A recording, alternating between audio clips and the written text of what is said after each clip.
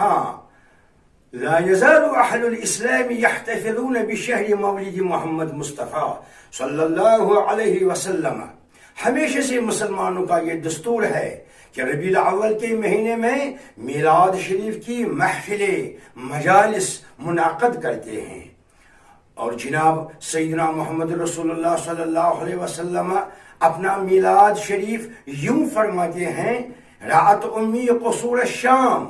فرمایا صلی اللہ علیہ وسلم نے میری پیدائش کے وقت جو نور میری والدہ محترمہ یعنی حضرت آمنہ رضی اللہ تعالی عنہا علیہ السلام سے ظاہر ہوا تھا، جسے ملک شام کے محل و مکانات ان کے سامنے روشن ہو گئے تھے.